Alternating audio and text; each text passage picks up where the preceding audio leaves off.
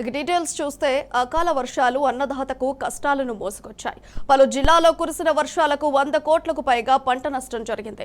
అటు ఆపదలో ఆదుకోవాల్సిన సర్కార్ చోద్యం చూస్తోంది. కాంగ్రెస్ సర్కారు తీరుపై రైతులు మండిపడుతున్నారు. గతేడాది ఇలాగే వానలు పడితే అప్పటి ముఖ్యమంత్రి కేసీఆర్ స్వయంగా వచ్చి పంట సాయం ప్రకటించిన విషయాన్ని గుర్తు చేస్తున్నారు.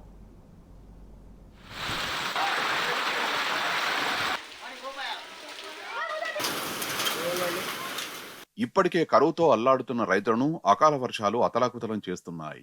రాష్ట్ర వ్యాప్తంగా ఈదురుగాలులు, వడగండ్లతో కూడిన అకాల వర్షాలు 50,000 ఎకరాల్లో పంటలను ధ్వంసం చేశాయి.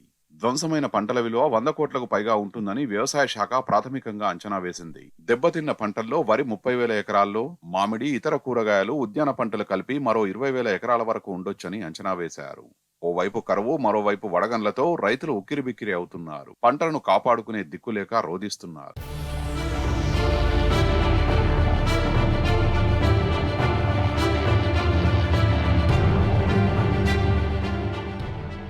గత 3 రోజులుగా కురిసిన వడగండ్ల వానలకు సుమారు 50,000 ఎకరాల్లో పంటలు దెబ్బతిన్నట్టు ప్రాథమికంగా అంచనా వేసినట్టు తెలిసింది. మంగళవారం కూడా సిద్దిపేట, సిరిసిల్లతో పాటు ఇతర జిల్లాల్లోనూ భారీగా వడగండ్ల వానలు పడ్డాయి. పంట నష్టం మరింత పెరిగే అవకాశం ఉన్నది. ముఖ్యంగా నిజామాబాద్, కామారెడ్డి, నిర్మల్, సిరిసిల్ల, సిద్దిపేట, సంగారెడ్డి, ఆదిలాబాద్ జిల్లాలో భారీగా పంటలు దెబ్బతిన్నట్టు వ్యవసాయ శాఖ వర్గాలు తెలిపాయి.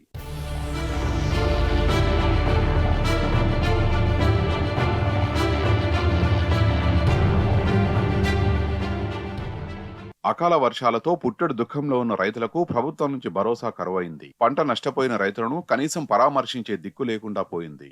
మంత్రులు గాని, ఎమ్మెల్యేలు గాని రైతులను పరామర్శించిన పాపాన పోలేదనే విమర్శలు వ్యక్తమవుతున్నాయి. నిరుడు మార్చి, ఏప్రిల్ నెలలో ఇదే మాదిరిగా వడగండ్ల వర్షాలు కురిశాయి. మార్చి వర్షాలకు 151,000 ఎకరాల్లో, ఏప్రిల్ వర్షాలకు 3,04,000 ఎకరాల్లో పంట నష్టం జరిగింది. అప్పటి సీఎం కేసీఆర్ స్వయంగా క్షేత్రస్థాయిలో పర్యటించి రైతులకు భరోసా కల్పించారు. దెబ్బతిన్న పంటలను పరిశీలించి అక్కడికక్కడే ఎకరాకు 10,000 రూపాయల చొప్పున పరిహారాన్ని ప్రకటించారు.